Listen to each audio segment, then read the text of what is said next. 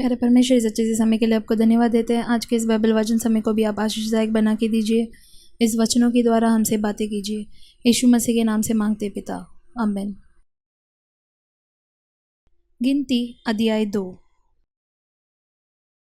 फिर यहोवा ने मूसा और हारून से कहा, इज़राइली मिलाप वाले तंबू के चारों ओर और उसके सामने अपने अपने झंडे और अपने अपने पितरों के घराने के निशान के समीप अपने डेरे खड़े करें, जो अपने पूर्व दिशा की ओर जहाँ सूर्योदय होता है अपने अपने दलों के अनुसार डेरे खड़े किया करें। वे यहूदा की छावनी वाले झंडे के लोग होंगे और उनका प्रधान अमीनादाब का पुत्र नहशोन होगा और उनके दल के गिने हुए पुरुष 74,600 है। उनके समीप जो डेरे खड़े किया करें वे इसाकार के गोत्र के हों और उनका प्रधान सुवार का पुत्र नतनील होगा और उनके दल के गिने हुए पुरुष 54,400 है। इनके पास जबूलून के गोत्र वाले रहेंगे और उनका प्रधान हेलोन का पुत्र एलियाब होगा और उनके दल के गिने हुए पुरुष 57,400 है। इस रीति से यहूदा की छावनी में जितने अपने अपने दलों के अनुसार गिने गए वे सब मिलकर 1,86,400 है। पहले यही कूच किया करे। दक्षिण की ओर रूबेन की छावनी के झंडे के लोग अपने अपने दलों के अनुसार रहें और उनका प्रधान शदेऊर का पुत्र एलीसूर होगा और उनके दल के गिने हुए पुरुष 46,500 है।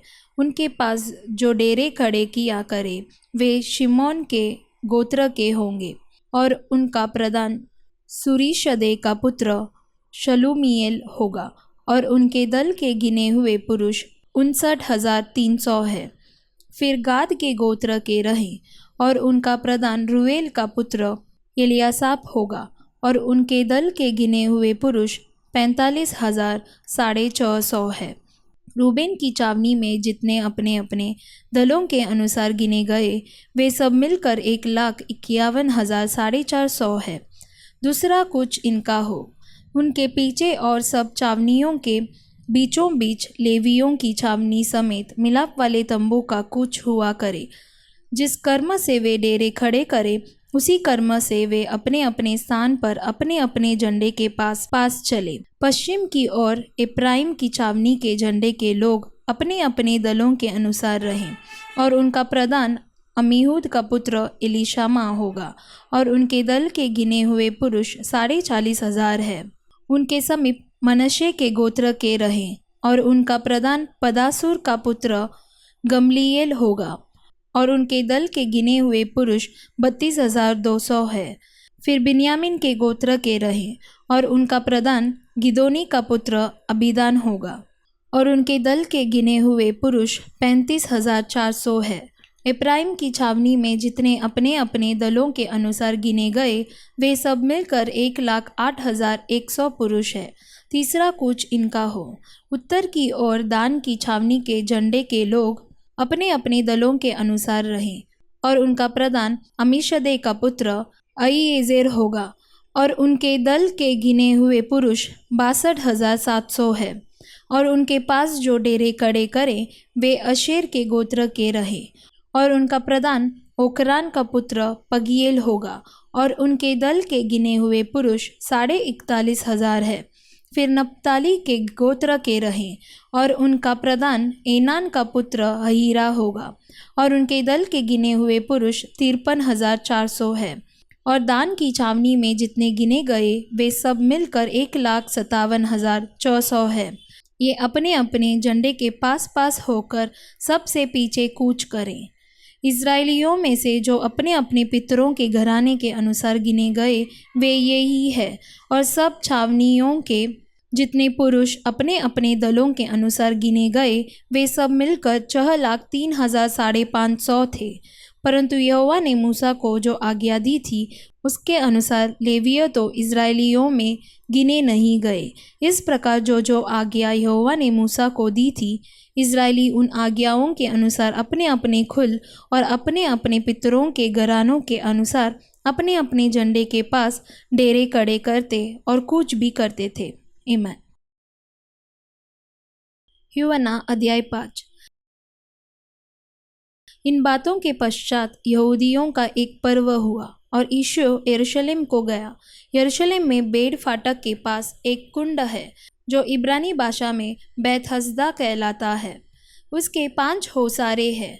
इनमें बहुत से बीमार, अंधे, लंगड़े और सूखे अंग वाले पानी के हिलाने की आशा में पड़े रहते थे, क्योंकि नियुक्त समय पर परमेश्वर के स्वर्गदूत कुंड में उतरकर पानी को हिलाया करते थे। पानी हिलते ही जो कोई पहले उतरता वह चंगा हो जाता था, चाहे उसकी कोई बीमारी क्यों न हो। वहाँ एक मनुष्य था जो 38 वर्ष से बीमारी में पड़ा था। यीशु ने उसे पड़ा हुआ देखकर और यह जानकर कि वह बहुत दिनों से इस दशा में पड़ा है, उससे पूछा, क्या तू चंगा होना चाहता है? उस बीमार ने उसको उत्तर दिया, हे प्रभु, मेरे पास कोई मनुष्य नहीं कि जब पानी हिलाया जाए तो मुझे कुंड में उतारे, परंतु मेरे पहुँचते पहुँचते दूसरा मुझसे पहले उतर जाता है। यीशु ने उससे कहा, उठ, अपनी काट उठा और चल फिर। वह मनुष्य तुरंत चंगा हो गया और अपनी काट उठाकर चलने फिरने लगा। वह सब्त का दिन था, इसलिए यहूदी उससे जो चंगा हुआ था कहने लगे, आज तो सब्त का दिन है, तुझे काट उठाना उचित नहीं। उसने उन्हें उत्तर दिया, जिसने मुझे चंगा किया उसी ने मुझसे कहा, अपनी काट उठा और चल फिर। उन्होंने उससे पूछा, वह कौन मनुष्य है जिसने तुझसे कहा, काट उठा और चल फिर? परंतु जो चंगा हो गया था वह नहीं जानता था कि वह कौन है, क्योंकि उस जगह में भीड़ होने के कारण यीशु वहाँ से हट गया था। इन बातों के बाद वह यीशु को मंदिर में मिला। यीशु ने उससे कहा, देख, तू चंगा हो गया है, फिर से पाप मत करना, ऐसा न हो कि इससे कोई भारी विपत्ति तुझ पर आ पड़े। उस मनुष्य ने जाकर यहूदियों से कह दिया कि जिसने मुझे चंगा किया वह यीशु है। इस कारण यहूदी यीशु को सताने लगे, क्योंकि वह ऐसे काम सब्त के दिन करता था। इस पर यीशु ने उनसे कहा, मेरा पिता अब तक काम करता है और मैं भी काम करता हूँ। इस कारण यहूदी और भी अधिक उसके मार डालने का प्रयत्न करने लगे, क्योंकि वह न केवल सब्त के दिन की विधि को तोड़ता, परंतु परमेश्वर को अपना पिता कहकर अपने आप को परमेश्वर के तुल्य भी ठहराता था। इस पर यीशु ने उनसे कहा, मैं तुमसे सच सच कहता हूँ, पुत्र आपसे कुछ नहीं कर सकता, केवल वह जो पिता को करते देखता है, क्योंकि जिन जिन कामों को वह करता है उन्हें पुत्र भी उसी रीति से करता है, क्योंकि पिता पुत्र से प्रीति रखता है। और जो जो काम वह आप करता है वह सब उसे दिखाता है, और वह इनसे भी बड़े काम उसे दिखाएगा, ताकि तुम अचंभा करो।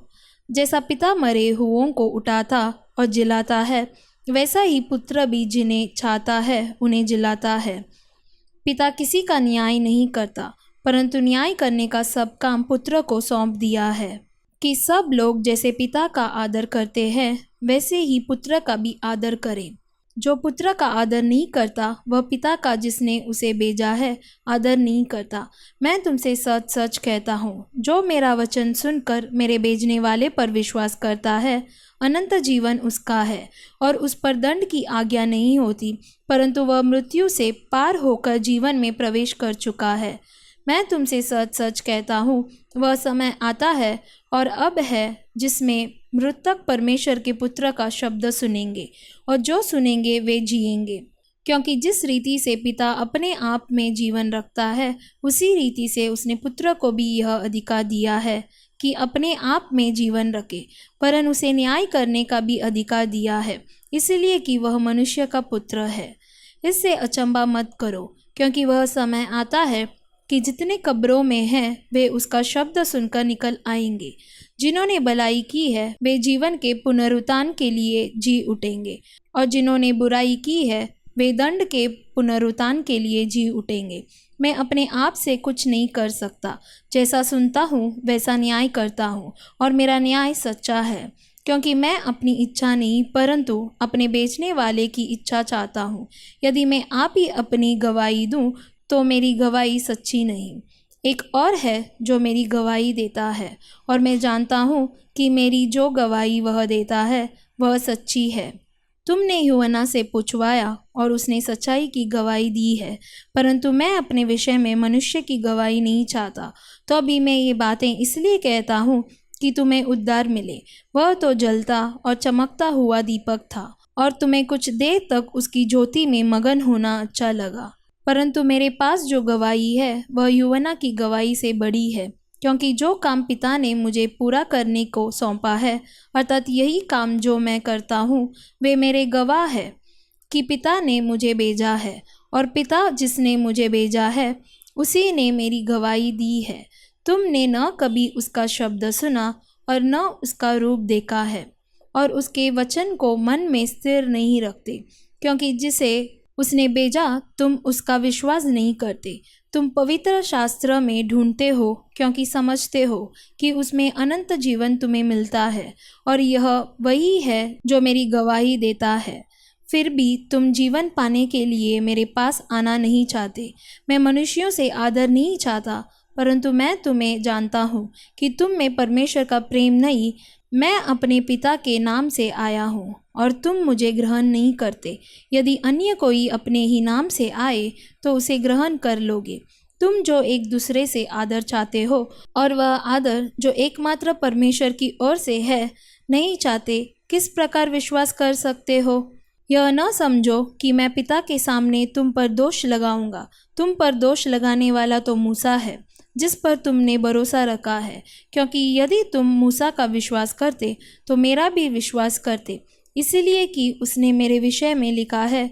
परंतु यदि तुम उसकी लिखी हुई बातों पर विश्वास नहीं करते तो मेरी बातों पर कैसे विश्वास करोगे? आमीन। पहला थिस्सलुनीकियों अध्याय 2। हे भाइयों, तुम आप ही जानते हो कि हमारा तुम्हारे पास आना व्यर्थ न हुआ, वरन तुम आप ही जानते हो कि पहले फिलिप्पी में दुख उठाने और उपद्रव सहने पर भी हमारे परमेश्वर ने हमें ऐसा साहस दिया कि हम परमेश्वर का सुसमाचार बारी विरोधों के होते हुए भी तुम्हें सुनाएं। क्योंकि हमारा उपदेश न ब्रह्म से है और न अशुद्धता से और न छल के साथ है, पर जैसा परमेश्वर ने हमें योग्य ठहराकर सुसमाचार सौंपा, हम वैसा ही वर्णन करते हैं। और इसमें मनुष्यों को नहीं, परंतु परमेश्वर को, जो हमारे मनों को जांचता है, प्रसन्न करते हैं। क्योंकि तुम जानते हो कि हम न तो कभी चापलूसी की बातें किया करते थे और न लोभ के लिए बहाना करते थे। परमेश्वर गवाह है, और यद्यपि हम मसीह के प्रेरित होने के कारण तुम पर बोझ डाल सकते थे, तो भी हम मनुष्यों से आदर नहीं चाहते थे, और न तुमसे न और किसी से। परंतु जिस तरह माता अपने बालकों का पालन पोषण करती है, वैसे ही हमने भी तुम्हारे बीच में रहकर कोमलता दिखाई है। और वैसे ही हम तुम्हारी लालसा करते हुए न केवल परमेश्वर का सुसमाचार पर अपना अपना प्राण भी तुम्हें देने को तैयार थे, इसलिए कि तुम हमारे प्रिय हो गए थे। क्योंकि हे भाइयों, तुम हमारे परिश्रम और कष्ट को स्मरण रखते हो। हमने इसलिए रात दिन काम धंधा करते हुए तुम में परमेश्वर का सुसमाचार प्रचार किया कि तुम में से किसी पर बार न हो। तुम आप ही गवाह हो, और परमेश्वर भी गवाह है कि तुम विश्वासियों के बीच में हमारा व्यवहार कैसा पवित्र और धार्मिक और निर्दोष रहा। तुम जानते हो कि जैसा पिता अपने बालकों के साथ व्यवहार करता है, वैसे ही हम भी तुम में से हर एक को उपदेश करते और शांति देते और समझाते थे कि तुम्हारा चाल चलन परमेश्वर के योग्य हो, जो तुम्हें अपने राज्य और महिमा में बुलाता है।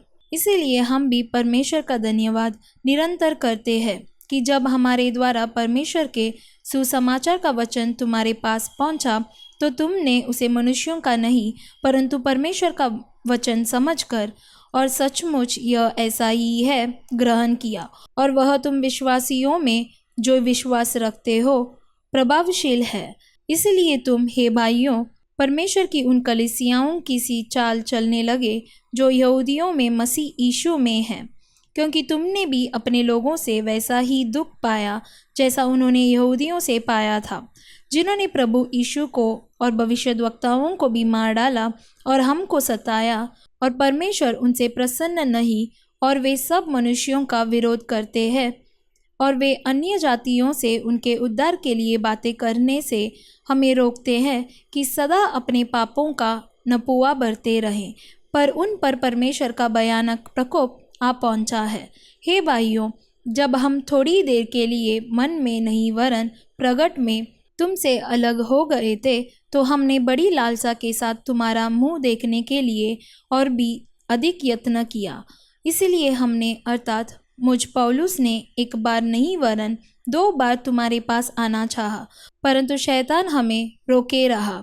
भला हमारी आशा या आनंद या बड़ाई का मुकुट क्या है? क्या हमारे प्रभु यीशु के सम्मुख उसके आने के समय तुम ही न होगे? हमारी बड़ाई और आनंद तुम ही हो। आमीन।